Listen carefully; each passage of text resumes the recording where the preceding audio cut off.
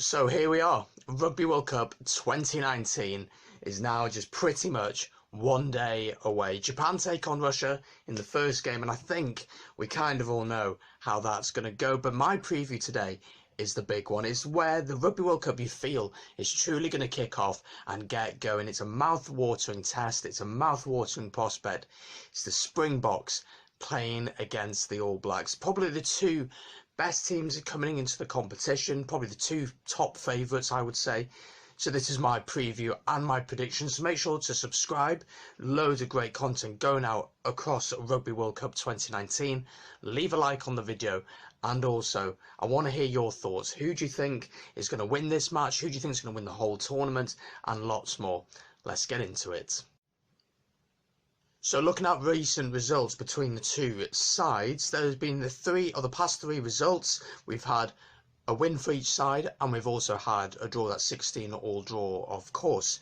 Now, when the pools were made, of course, we had New Zealand and South Africa in different pots, because at the time South Africa were particularly struggling and New Zealand were possibly at the top of their game after Rugby World Cup 2015. But Rassie Erasmus has come in and made such big differences and made such huge changes that has seen the Springboks back at their best, and the ability now to pick players from abroad, the likes of Faf de Klerk, Andre Pollard, who's moving to Montpellier, will still be allowed to play for the side. Cheslin Colby, the winger as well, who plays for Toulouse. So the ability to just pick those players, I feel, has made a huge difference to Rassie Erasmus.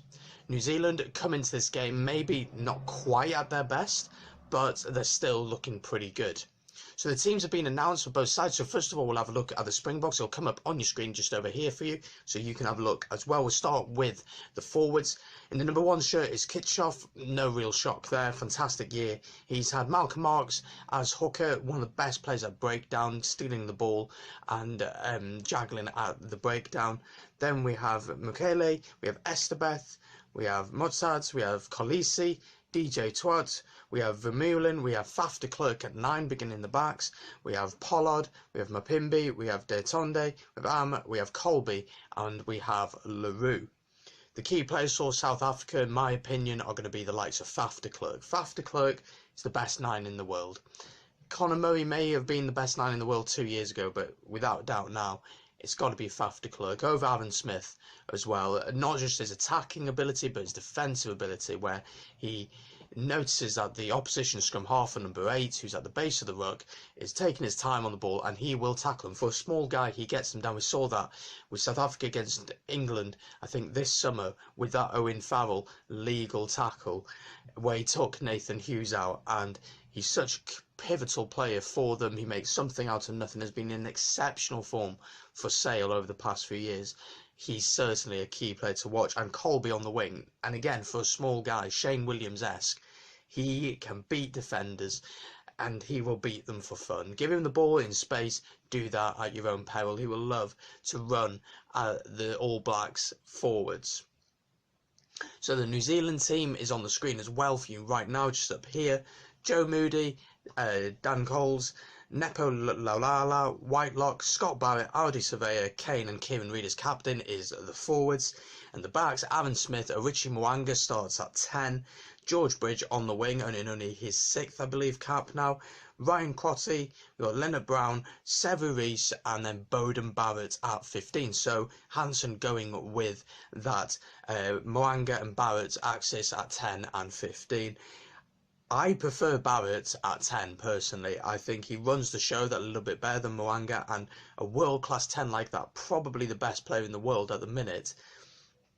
I think he has to be playing at 10, but All Blacks fans, you probably know more than me. Definitely let me know in the comments down below. Are you happy with Barrett at 15 and Mwanga at 10, or would you rather have had maybe Ben Smith at 15 and then put Barrett at 10? So the pool that they're in, really, this feels like the decider for the winner. Who's going to win the pool, New Zealand or South Africa, with Italy, Namibia and Canada in there. Italy don't look great, but they start their campaign with a game against Namibia, which you'd expect them to win extremely comfortably. So this game is really, really important, and The likelihood is that the winner of this pool will probably play Scotland or Japan from Pool A in the quarterfinals, and certainly you'd want to face Scotland or Japan over possibly facing Ireland, especially for New Zealand. So New Zealand, I would feel, would be more afraid of the prospect of facing Ireland than the Springboks, because Ireland have a decent record, of course, against the All Blacks. So how do I see this game going? I think it's going to be possibly one of the best games of the tournament. Rugby forecast have this game New Zealand to win by 4, so it's an extremely close game. Japan is such a different place to play rugby. Quite a few of the Springboks squad have actually had time playing in Japan, and they've actually played a game in Japan where they thrashed Japan recently, 41 points to 7, I think it was. So the Springboks have experience of playing in the condition, in the humidity. It's really hot over there at the minute. It's a completely different culture, environment, and yeah, it's going to be an interesting game for sure.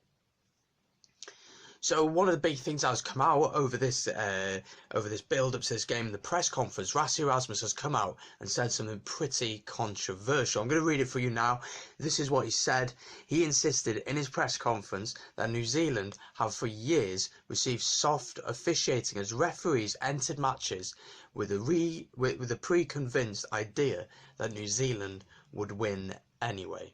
So Steve Hansen has come out and responded to that, saying that he completely disagrees with it and that he respects Rassie Erasmus, but he's just trying to build up pressure, some mind games, quite similar to what Eddie Jones would say, really.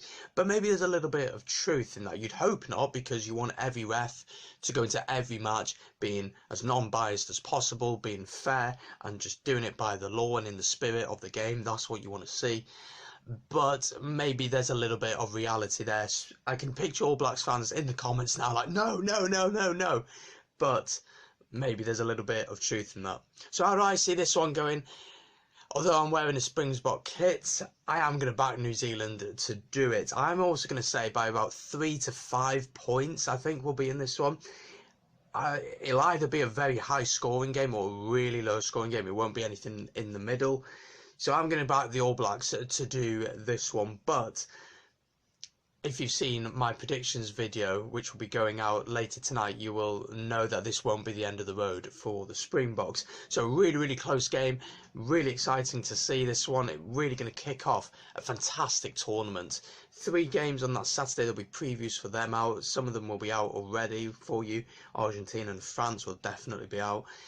But yeah, it's going to kick off the tournament in style, isn't it? And I'm super excited for it. Got the day off work to watch it, so it's going to be a good one. Guys, let me know in the comments down below your thoughts. Who's going to win, South Africa or New Zealand? Who's going to be the key players? What are the big decisions going to be, etc, etc. And subscribe as well, because there's loads of great videos going out over Rugby World Cup 2019. I've babbled on for long enough. I'll see you in the next one.